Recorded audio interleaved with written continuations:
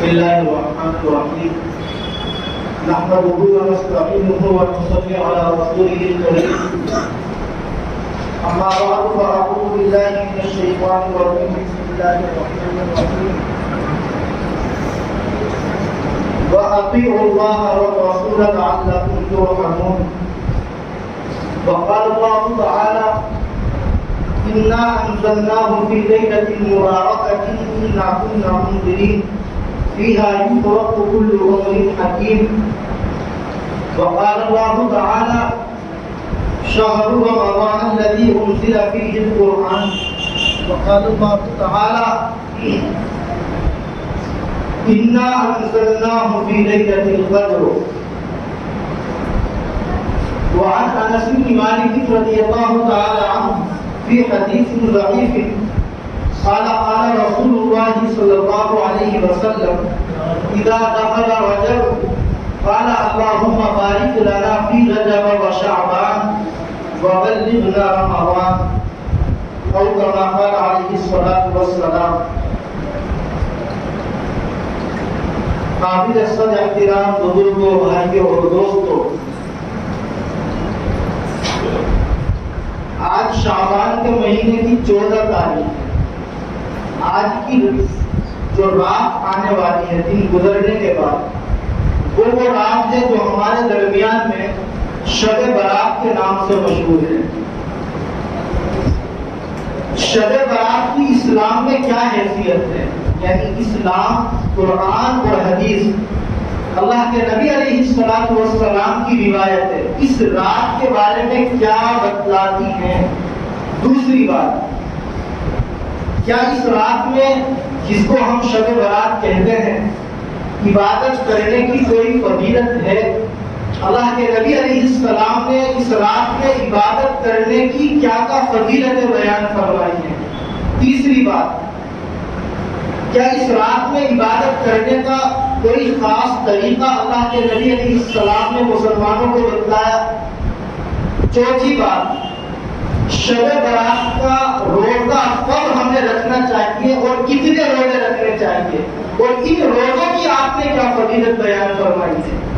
پانچویں بات، اس رات میں ہم مسلمانوں کو حلوہ پکا کر کے بھی کھانا چاہیے یا نہیں. اور چھٹی اور آخری بات، اس رات میں نئے کپڑے پہن کر ہم مسلمانوں کو قبرستان میں جانا چاہیے یا نہیں جانا چاہیے. ان تمام سوالات کے جوابات کے سلسلے میں قرآن نے اور اللہ کے نبی علیہ السلام نے ہم مسلمانوں کو کیا تعلیمات دی ہے، امت کی آپ نے کیا رہنمائی فرمائی ہے، اسی پر آج ہم انشاءاللہ گفتگو کریں گے. اللہ رب العزت قرآن و سنت کی روشنی میں مجھے صحیح اور سچی باتیں کہنے اور ہم سب کو ان پر عمل کرنے کی توفیق نصیب فرمائے. بزرگوں، بھائیوں اور دوستوں، سب سے پہلی بات تو ہم یہ سمجھیں کہ اللہ کے نبی علیہ السلام نے اپنی جو نبوت والی 23 سالہ زندگی ہے اس میں کوئی پہلو ایسا باقی نہیں چھوڑا جس میں آپ نے امت کی رہنمائی نہ فرمائی ہو، جس میں آپ نے اپنے ماننے والوں کو گائیڈ نہ کیا ہو. کوئی پہلو آپ کو ایسا خالی نہیں ملے. اور جاتے جاتے آپ علیہ السلام نے جب صحابہ کے چہروں سے اس بات کو پڑھا کہ آپ ہمارے درمیان میں موجود تھے، اپنے مسائل ہم آپ کے پاس لاتے تھے، آپ ہمارے مسائل کو قرآن کی روشنی میں حل کرتے تھے، آپ کے جانے کے بعد ہم کہاں جائیں گے؟ آپ نے فرمایا تھا ترکت فیکم امرین، میں نے تمہارے درمیان میں 2 چیزوں کو چھوڑا ہے. لن تضلوا ما تمسکتم بہما، اگر تم ان دونوں چیزوں کو مضبوطی سے تھامے رکھو گے، اپنا تعلق ان سے برقرار رکھو گے، لن تضلوا، تو تم کبھی گمراہ نہیں ہو سکتے. وہ 2 چیزیں آپ نے بتلائی تھی، کتاب اللہ و سنت رسولی. پہلی چیز قرآن کریم ہے اور دوسری چیز اللہ کے نبی علیہ السلام کی سنت ہے. اس بات کو مزید اچھے طور سے ہم اس طرح سمجھیں کہ قرآن نے آپ علیہ السلام کے اس دنیا سے جانے سے پہلے یہ اعلان کیا الیوم اکملت لکم دینکم، کہ آج اے محمد ہم نے دین کو تمہارے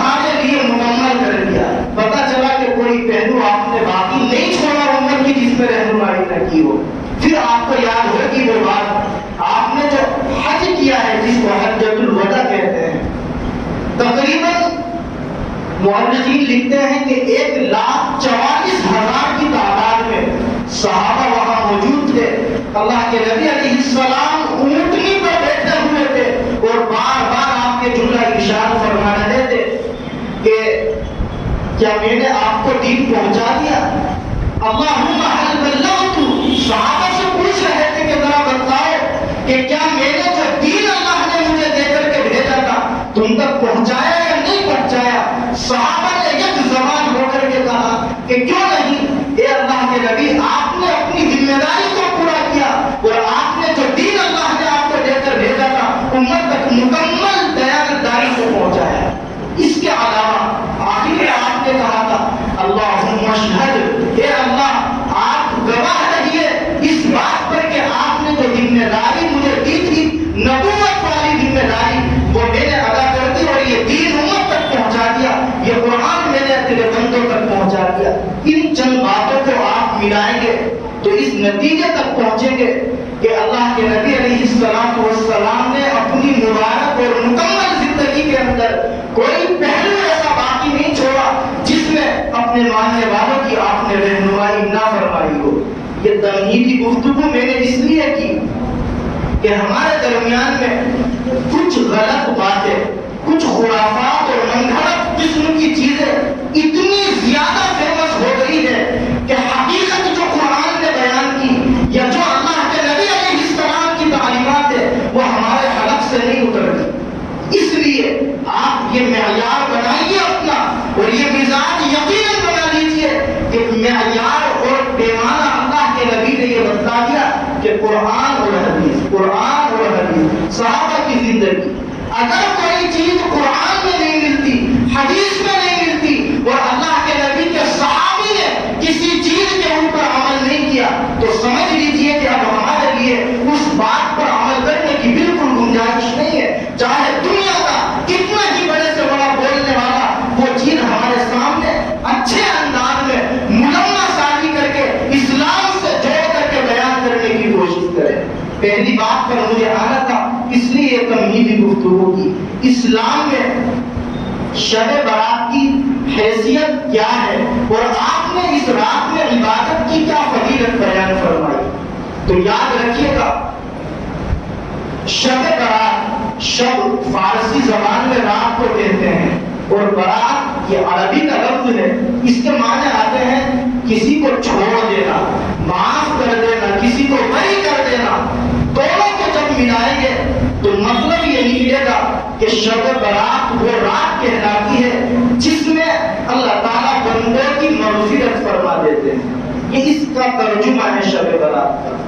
اور یہ ترجمہ اور یہ مفہوم ایک حدیث سے ہماری سمجھ میں آتا ہے، لیکن یاد رکھیے گا وہ حدیث ضعیف درجے کی ہے. ضعیف کا مطلب کمزور درجے کی ہے.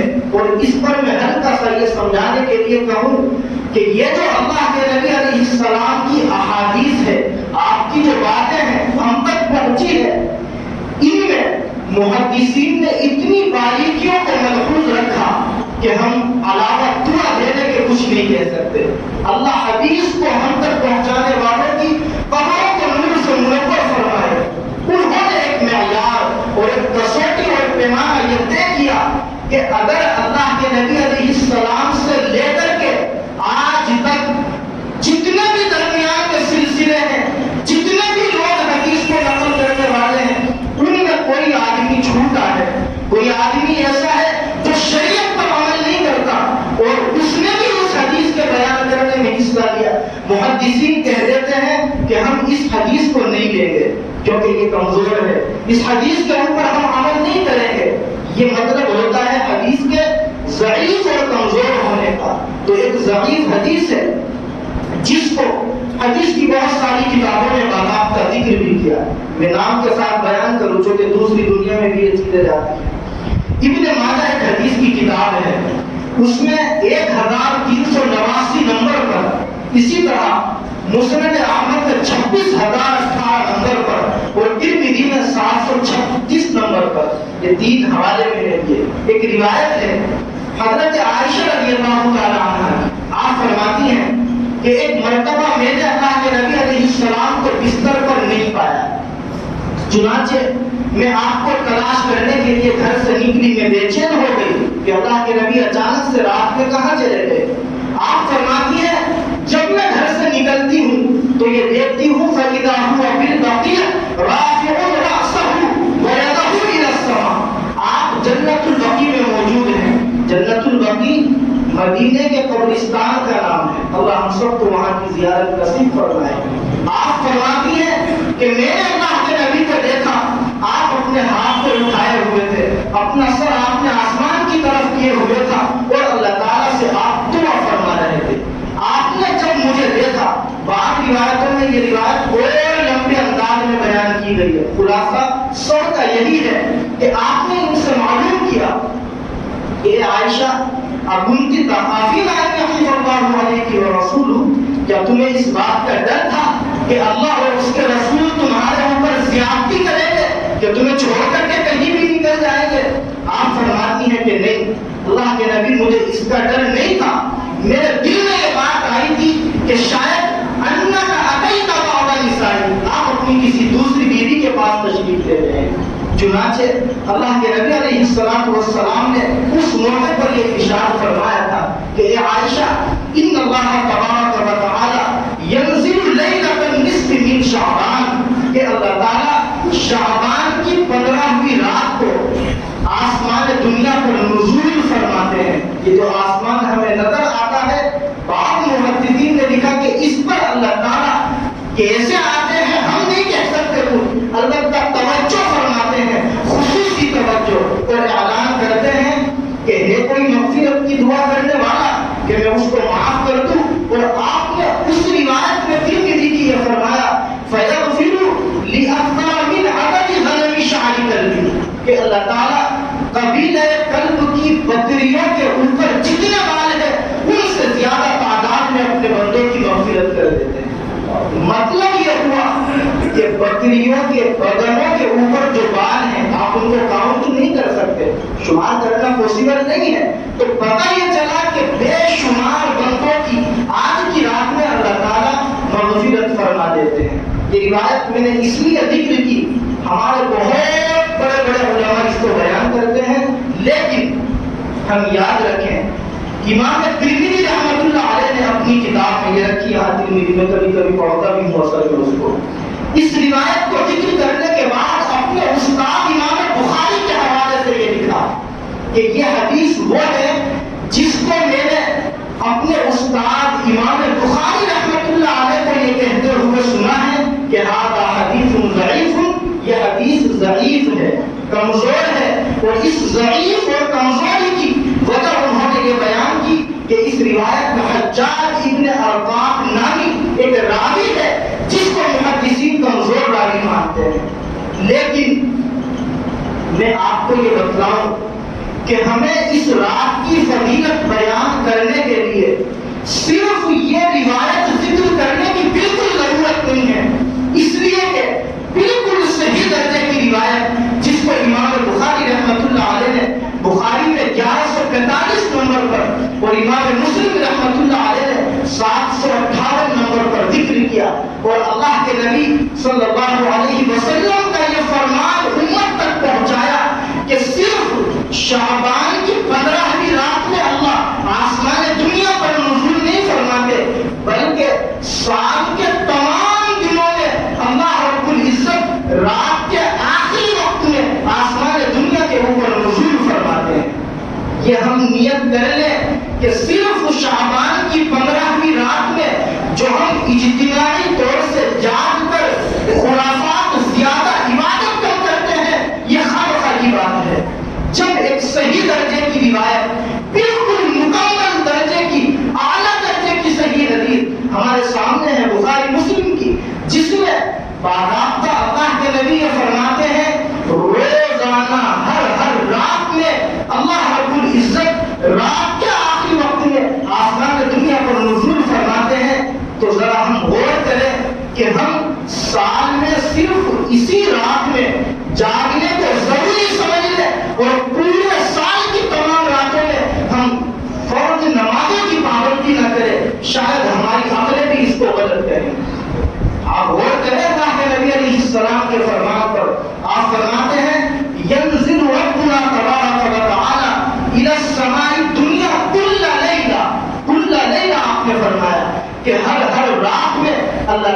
آسمان دنیا کی طرف نزول فرماتے ہیں. سال کے 12 مہینوں کی تمام راتوں میں بار بار میں اس لیے وضاحت کر رہا ہوں کہ ہم روزانہ رات کے آخری وقت میں اٹھ کر تہجد کی نیت کیا کرے, اٹھ کر اللہ سے مانگا کرے, صرف اس رات میں عبادت کو ضروری نہ سمجھے. آپ نے فرمایا حین یبقى ثلث اللیل الآخر, جس وقت میں رات کا آخری ثلث باقی رہ جاتا ہے, اللہ تعالیٰ ہر رات میں نزول فرماتے ہیں اور یہ اعلان کرتے ہیں من یدعونی فاستجیب له, کہ کون ہے جو مجھ سے دعائیں کرے گا اور میں اس کی دعاؤں کو قبول کروں گا. روزانہ رات کے آخری حصے میں اللہ تعالیٰ یہ اعلان فرماتے ہیں.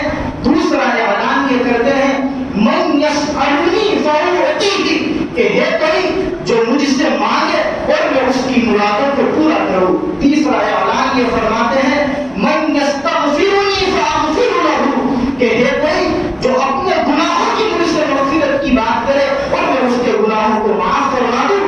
اللہ کے نبی نے فرمایا حتی ینفجر الفجر, جس وقت تک صبح صادق طلوع نہ ہو اس وقت تک اللہ تعالیٰ مستقل یہ اعلان فرماتے رہتے ہیں. کس رات میں؟ سال کے 12 مہینوں کی تمام راتوں میں. آپ ذرا غور کریں, جس رات کو ہم نے اس روایت کی روشنی میں خاص کر دیا, وہ روایت وہ ہے جو بڑے بڑے محدثین کے نزدیک کمزور ہے, اور سال کے 12 مہینوں کی تمام راتوں میں اللہ تعالیٰ دنیا کے آسمان پر نزول فرماتے ہیں اور یہ اعلان کرتے ہیں. یہ وہ روایت ہے جس کے بارے میں دنیا کے کسی محدثین نے اس کو کمزور نہیں کہا. تو ہمیں اس پر عمل کرنا چاہیے یا اس پر؟ خود ذرا فیصلہ کریں. اللہ نے سب کو اپنے سلیم سے نوازا, اس لیے اس رات میں عبادت کرنے کی کوئی خاص فضیلت اللہ کے نبی علیہ السلام نے بیان بالکل نہیں فرمائی. کسی درجے کی صحیح اعلیٰ درجے کی معتبر حدیث کہیں نہیں ہے. اور یہ میں نہیں کہہ رہا, بلکہ اس وقت دنیا کے میں یوں کہہ سکتا ہوں سب سے بڑے مفتی اعظم شیخ الاسلام مفتی تقی عثمانی صاحب دامت برکاتہ نے اپنی تحریروں میں اس سوال کے جواب میں وضاحت کی. اللہ کے نبی علیہ السلام سے, صحابہ سے, تابعین سے, محدثین سے, فقہاء سے, ائمہ اربعہ سے اس رات میں عبادت کرنے کا کوئی خاص طریقہ متعین نہیں ہے. کوئی خاص طریقہ متعین نہیں ہے. ہم سب مانتے ہیں دارالفتہ دارالعلوم دیوبند کو, جو امت کی ہر مسئلے میں رہنمائی کو اپنا فرض منصبی سمجھتا ہے, امت کی مسائل میں رہنمائی کرتا ہے.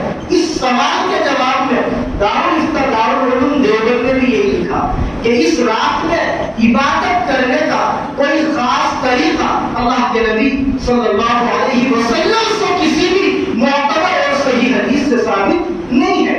اس لیے جو یہ واہیات باتیں اور من گھڑت اور خرافات قسم کی چیزیں ہمارے درمیان میں مشہور ہو گئی ہے, میری گزارش ہے آپ پڑھے لکھے لوگ ہیں ان کو کنڈم کریں, بالکل اسی بات کو معتبر اور تسلیم مانے جو قرآن نے بیان کی یا حدیث میں ہے یا صحابہ نے اللہ کے نبی کے وہ حدیث ہم تک پہنچائی, اور اگر یہاں وہ چیز نہیں ہے ہم اس کو ریجیکٹ کریں تو بالکل مردود کر دیں. اس لیے کہ اس قسم کی باتیں بہت مشہور ہیں. میں آج کی ہی آپ کو ایک بات بتلاؤں. میں ایک چینل دیکھ رہا تھا کہ آسانی ہو جائے گی کیا کیا باتیں ذکر کرنی ہے, تو میں چینل کا نام تو نہیں لوں گا, البتہ اس کی باتوں کو میں نے لکھا. وہ جو باتیں ہیں وہ آپ سنیے گا.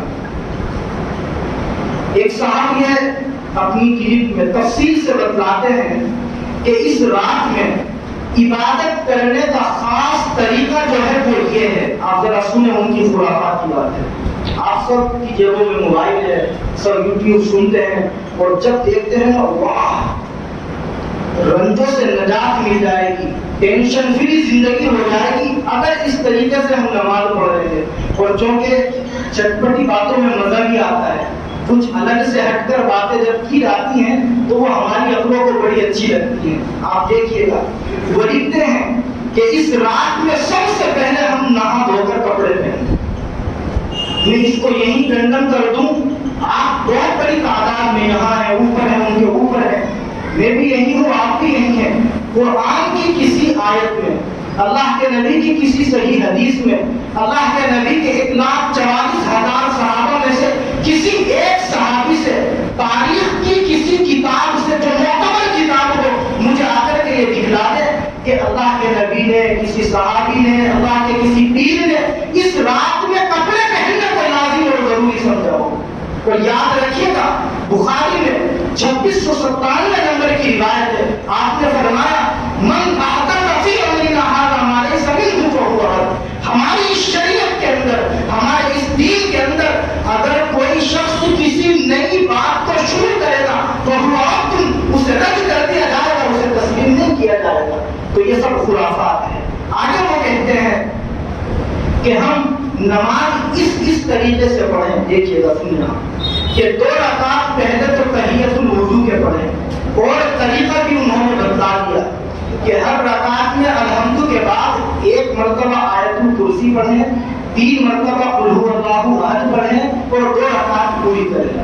اور فضیلت بتلاتے ہیں جناب کہ ہر وضو کے قطرے کے بدلے میں 700 نفلوں کا ثواب اللہ آپ کو عطا فرمائے۔ اللہ کے نبی کی لاکھوں احادیث میں سے کسی صحیح حدیث میں یہ بات کہیں نہیں ہے۔ یہ میں نہیں کہہ رہا، یہ وہ کہتے ہیں جنہوں نے اپنی 80 سالہ زندگی حدیثوں کی خدمت کرنے میں گزار دی، لیکن ایسی واہیات باتیں بیان کرنے والے کو بالکل شرم نہیں آتی۔ اور آگے لکھتے ہیں اس کے بعد 2 رکعت نماز نفل پڑھیں اس طریقے سے کہ الحمد کے بعد آیت الکرسی پڑھیں اور 15 مرتبہ قل ھو اللہ احد پڑھیں۔ پھر تیسرے نمبر پر 8 رکعت پڑھیں اس طرح سے کہ 2 کر کے نیت کریں، اور الحمد کے بعد اب 5 مرتبہ قل ھو اللہ احد پڑھیں، اور چوتھے نمبر پر 12 رکعت پڑھیں 2 کر کے، الحمد کے بعد اس مرتبہ 10 مرتبہ قل ھو اللہ احد پڑھیں، اور 5ویں نمبر پر لکھا کہ 14 رکعت 2 کر کے پڑھے، اور الحمد کے بعد جو سی چاہے سورت پڑھے لے، اور آخر میں لکھا کہ 4 رکعت نماز نفل 1 سلام سے پڑھے، الحمد کے بعد 5 مرتبہ قل ھو اللہ احد پڑھے۔ آخر میں دیکھیے گا کتنی انہوں نے خرافات کی بات کری۔ وہ لکھتے ہیں کہ ان 4 رکعتوں کا ثواب خاتون جنت حضرت فاطمہ کو پہنچا ہے۔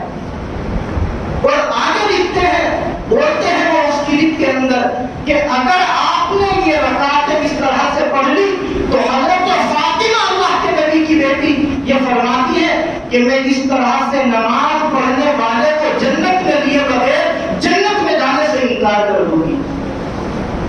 ایسی حدیث بیان کرنے والوں کو اللہ کے نبی علیہ السلام کی وہ حدیث یاد رکھنی چاہیے جس میں آپ نے بڑے صاف لفظوں میں اعلان کیا اور فرمایا جو انسان میرے اوپر جھوٹی حدیثوں کی نسبت کرے گا، من کذب علی متعمدا فلیتبوأ مقعدہ من النار، جو میری طرف جھوٹی حدیثوں کی نسبت کرے گا اسے چاہیے کہ وہ اپنا ٹھکانہ جہنم میں بنا لے۔ آپ کو یاد ہوگا وہ واقعہ، حضرت عبداللہ اپنے ابو سے کہتے ہیں ایک مرتبہ کہ ابو جان، ابو ہریرہ تو بہت حدیثیں بیان کرتے ہیں، ہر بات میں فضیلتوں والی مسائل والی حدیثیں بیان کرتے ہیں، اور آپ اللہ کے نبی کے ساتھ ان سے زیادہ رہتے ہیں، آپ حدیثیں کیوں بیان نہیں کرتے؟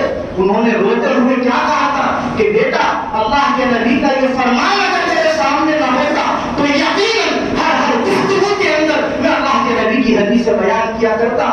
صحابہ کے بارے میں آتا ہے وہ حدیث بیان کرتے ہوئے کانپ جایا کرتے تھے، ان کے رونگٹے کھڑے ہو جاتے تھے، اسی لیے وہ یہ کہا کرتے تھے او کما قال علیہ الصلوۃ والسلام او کما قال رسول اللہ صلی اللہ علیہ وسلم، کہ بات یا تو ایسے ہے جیسے میں نے بیان کی یا ایسے ہے جیسے اللہ کے نبی نے فرمایا۔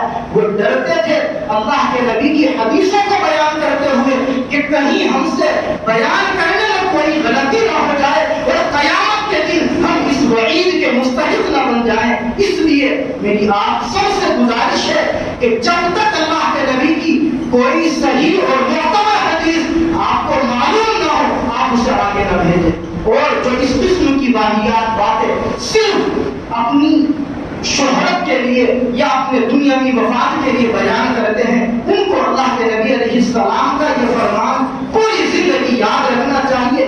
یہ اسلام اتنا آسان مذہب نہیں ہے کہ اس کے اندر ہم جو چاہیں جس طرح چاہیں کہتے. قرآن کے بارے میں تو ہم نے یہ پڑھا کتابوں کے اندر من قال فی القرآن برأیہ واصاب فقد اخطأ، کہ جس نے قرآن کریم کے بارے میں اپنی عقل سے اپنی رائے سے کوئی بات کہی، اگرچہ اس نے صحیح بات کہی، تو مفسرین لکھتے ہیں کہ اس نے پھر بھی غلطی کی. کیوں؟ اس لیے کہ اپنی عقل سے اس نے گفتگو کی. اور ہم لوگ جو اس طرح کے میسج فوراً فارورڈ کر دیتے ہیں، جو کہ ہمیں تو اچھا لگتا ہے یہ سب سن کر کے، پہلے ہم معتبر علماء سے تحقیق کیا کریں، ورنہ من گھڑت حدیث کو آگے شیئر کرنے کے ہم بھی یقیناً مجرم اور گنہگار کہلائیں گے. اللہ کے نبی کی حدیث اتنی زیادہ آسانی سے بیان کرنے کی تو بڑے بڑے محدثین کو اجازت نہیں ہے. من گھڑت حدیث ایک عام آدمی کیسے بیان کر سکتا ہے؟ تو خلاصہ یہ ہے کہ اس رات میں عبادت کرنے کا کوئی خاص طریقہ متعین نہیں ہے. میں تو آپ سے گزارش کروں گا عشاء کی نماز آپ جماعت سے پڑھیں اور فجر کی نماز آپ جماعت سے مسجد میں آ کر کے پڑھیں. یہ فرض نمازیں ہیں، اور اگر آپ نے پوری رات تہجد بھی پڑھی، نفلیں بھی پڑھی، قرآن کی تلاوت بھی آپ نے کی، اور راتوں کو آپ قبرستان کے بار بار چکر بھی لگاتے رہے، تسبیح بھی لے کے گھومتے رہے، اور فجر کی نماز آپ نے بستر پر لیٹ کر کے بول کر دی، تو بتائیے ان نفلی عبادتوں کا آپ کو کیا ثواب ملا؟ فرض نماز وہ ہے جس کے بارے میں حضور نے فرمایا جعلت قرۃ عینی فی الصلاۃ، میری آنکھوں کی ٹھنڈک نماز میں ہے. جس کے بارے میں حضور نے فرمایا من ترک الصلاۃ متعمدا فقد کفر، کہ جس نے جان بوجھ کر کے نماز کو چھوڑا اس نے گویا کفر کیا. بین العبد و بین الکفر ترک الصلاۃ، آپ فرماتے ہیں کہ بندے کے درمیان اور کفر کے درمیان میں فرق صرف نماز کا چھوڑ دینا ہے. اس لیے ہم فرض نمازوں کی پابندی کریں اور اس رات میں عبادت کے کسی خاص طریقے کو اپنی طرف سے بالکل متعین نہ کریں. اللہ کے نبی کی کسی حدیث سے یہ ثابت نہیں ہے. چوتھی بات، شب برات کا روزہ کب رکھیں، کتنے روزے رکھیں اور اس کی کیا فضیلت ہے؟ تو دیکھیے گا ابن ماجہ کے اندر 261 نمبر پر ایک حدیث ہے، لیکن یہ حدیث بھی وہ ہے جس کو محدثین نے حدیث کے نقل کرنے والوں نے ضعیف کہا ہے، اور بعض لوگوں نے تو اس کو موضوع کہا کہ یہ من گھڑت حدیث ہے. لیکن جو لوگ حدیث کو چھان بین نہیں کرتے، اندر گہرائی میں نہیں گھستے، کہیں لکھی دیکھی ارے واہ کتنی بڑھیا حدیث، اور اس کو نقل کیا، ٹائپ کیا اور آگے کو بھیج دیا. اللہ کے نبی کی اس حدیث کے بارے میں محدثین نے لکھا ہے کہ یہ ضعیف ہے، اور بعض محدثین نے تو لکھا کہ یہ من گھڑت حدیث ہے، جس کے الفاظ یہ ہیں کہ اذا كانت ليلة النصف من شعبان فقوموا ليلها وصوموا نهارها، کہ جب شعبان کی 15ویں رات آئے تو تم رات کو عبادت کرو اور دن میں روزہ رکھو. یہ حدیث ضعیف ہے، اور پھر بار بار میں کہوں گا محدثین نے بات اس روایت کو موضوع اور من گھڑت کہا ہے. اسی لیے دارالعلوم دیوبند نے اور دنیا کے تمام بڑے بڑے مسئلوں کو لکھنے والے مفتیان کرام نے لکھا کہ شعبان کا جو اگلے دن کا روزہ ہے 15 شعبان کا، جو کل کو آنے والی 15 تاریخ ہے، یہ روزہ نہ فرض ہے نہ واجب ہے اور نہ سنت مؤکدہ ہے. یہ الفاظ میرے نہیں ہیں، دارالعلوم دیوبند کے ہیں. زیادہ سے زیادہ اس روزے کو ہم مستحب کہہ سکتے ہیں، اور مستحب کا مسئلہ آپ کو معلوم ہے کہ اگر کوئی یہ روزہ رکھے گا اللہ اس کو ثواب عطا فرمائیں گے، اور اگر کوئی روزہ نہیں رکھے گا تو اللہ تعالیٰ اس سے مواخذہ اور پکڑ نہیں فرمائیں گے. یہ مہینہ وہ ہے جس مہینے کے مکمل روزے رکھنے کی بڑی فضیلتیں آپ نے بیان فرمائی. چنانچہ مسند احمد کے اندر 21733 نمبر پر ایک روایت ہے. حضرت اسامہ رضی اللہ تعالی عنہ فرماتے ہیں میں نے ایک مرتبہ اللہ کے نبی علیہ السلام سے کہا اور یوں کہا، اے اللہ کے نبی، میں نے آپ کو شعبان کے مہینے سے زیادہ کسی بھی مہینے کے اندر نفلی روزے اتنے زیادہ رکھتے نہیں دیکھا. آپ نے فرمایا تھا کہ ہاں یہ وہ مہینہ ہے جس کی فضیلت سے لوگ غفلت میں پڑے ہوئے ہیں، اور یہ وہ مہینہ ہے جس کے اندر انسانوں کے اعمال اللہ کے یہاں پیش کیے جاتے ہیں، وہ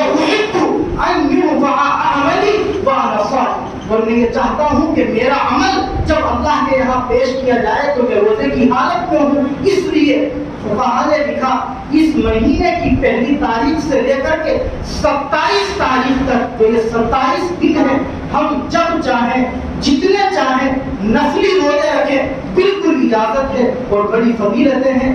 لیکن جو کل کا روزہ ہے اس کو اپنے اوپر اس طرح لازم کر لینا کہ اگر کوئی روزہ نہ رکھے تو اسے گری ہوئی نظروں سے دیکھنا، یہ خامخواہ کی بات ہے اور اسلام اس کی بالکل اجازت نہیں دیتا۔ ایک 5واں مسئلہ اس رات میں حلوہ پکانے کا ہے، تو میں اس پر لمبی چوڑی گفتگو نہ کر کے آپ کو بتاؤں۔ فتوے کی کتاب ہے، اتنی موٹی موٹی 26 چیپٹروں میں فتاوی محمودیہ، اور ایک کتاب ہے احسن الفتاوی۔ ان دونوں کتابوں میں اور دارالفتہ دارالعلوم دیوبند نے یہ لکھا کہ شب برات میں حلوہ بنانا اور کھانا یہ ایک جاہلانہ رسم ہے جو جاہلوں نے ایجاد کی ہے۔ قرآن اور حدیث میں اور شریعت میں اس کی کوئی اصل اور حقیقت نہیں ہے، اس لیے اس موقع پر حلوہ پکانے اور کھانے سے ہم مسلمانوں کو یقیناً بچنا چاہیے۔ یہ میں نے الفاظ نقل کیے ہیں بڑوں کے۔ آخری چیز، اس رات میں قبرستان جانے کا کیا مسئلہ ہے؟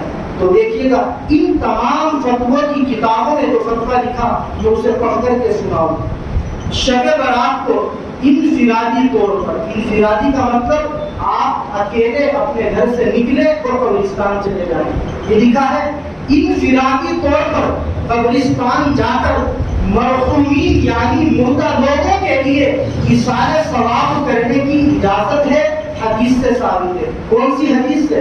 جو میں نے ابھی ذکر کی تھی ابن ماجہ کی، کہ حضرت عائشہ نے اللہ کے نبی کو ایک رات بستر پر نہیں پایا، آپ جب تلاش کرنے کے لیے نکلی تو آپ کہاں تھے؟ جنت البقیع نامی قبرستان کے اندر اس ایک ضعیف درجے کی روایت سے، جو کہ فضائل کے اندر ضعیف روایت محدثین کے نزدیک بات معتبر سمجھی جاتی ہے۔ تو یہ مسئلہ لکھا ہے کہ اس کی صرف اجازت ہے، ہم جا سکتے ہیں، لیکن کن شرطوں کے ساتھ؟ آپ اکیلے جائیں، مجمع اکٹھا کر کے نہ لے جائیں، دوسرے آپ قبرستان کو چراغا نہ کریں جو ہمارے یہاں عام مزاج ہے۔ ہم اپنے ماں باپ کی، اپنے رشتہ داروں کی قبروں پر سال کے 11 مہینوں میں بالکل جانے کے لیے تیار نہیں، اور اس رات میں جائیں گے اپنے مرحوم کی قبر پر اگربتی جلائیں گے، موم بتی جلا کر کے یہ سمجھیں گے ہم نے مرنے والے کا حق ادا کر دیا۔ مسلمانوں ذرا اپنی عقلوں پر زور دو اور مجھے بتلاؤ اس سوال کا جواب کہ وہ بات جس نے پوری زندگی ہمارے لیے، ہماری تربیت اور تعلیم کے لیے وقف کر دی، ہماری وہ ماں جس نے ہماری تربیت اور تعلیم کے لیے نہ جانے کتنی قربانیاں دی، کیا اس کا یہ حق ہے کہ ہم 15 شعبان کے اندر اس کی قبر پر جا کر کے موم بتی یا اگربتی جلا دیں اور پورے سال نہ ہم قرآن پڑھ کے اس کے لیے ثواب کریں، نہ ہم صدقہ اور خیرات کر کے اس کو ایثار ثواب کریں؟ ہماری عقلیں اس کو اچھا سمجھتی ہیں۔ اللہ کے نبی علیہ السلام کی صحیح حدیث ہے جس کو امام نسائی اور امام ابن ماجہ نے اپنی کتابوں کے اندر ذکر فرمایا۔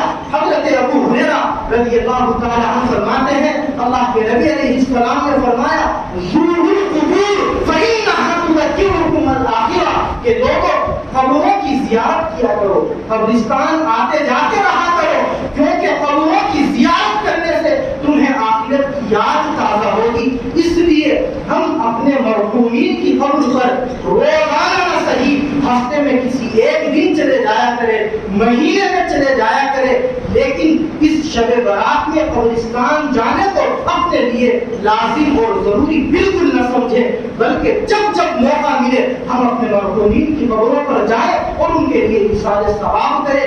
یہ اسلامی طریقہ ہے۔ میں نے اسی لیے کوشش یہ کی ہر بات میں کتاب کا ریفرنس لے کر کے میں آپ کو بات کرتا ہوں، تاکہ کسی کی سمجھ میں یہ نہ آئے فلاں مفتی صاحب تو یہ کہہ رہے تھے اور صاحب فلاں مولانا صاحب تو یہ کہہ رہے تھے۔ ارے بھائی، میری اور کسی کی بات معتبر نہیں ہے، بات وہ معتبر ہے جو قرآن میں ہے یا اللہ کے کے نبی کی حدیث میں، ورنہ میں نے بتلایا اسلام نے ضابطہ بتلا دیا، من احدث فی امرنا ھذا ما لیس منہ فہو رد، کہ جو ہماری شریعت کے اندر نئی بات کو شروع کرے گا اسے رد کر دیا جائے گا۔ اس لیے جو ہمارے یہاں نوجوان بیٹھے ہوئے ہیں ان سے میری گزارش ہے کہ اس رات میں لازم نہ سمجھے جاتے ہیں، اور صرف جاگنا کوئی عبادت نہیں ہوتا، رائڈنگ کرنا ضروری نہیں ہوتا۔ بائکیں لے کر کے ہم خرافات کرتے ہیں، پٹاخے پٹکاتے ہیں اور نہ جانے کیا کیا خرافات کرتے ہیں۔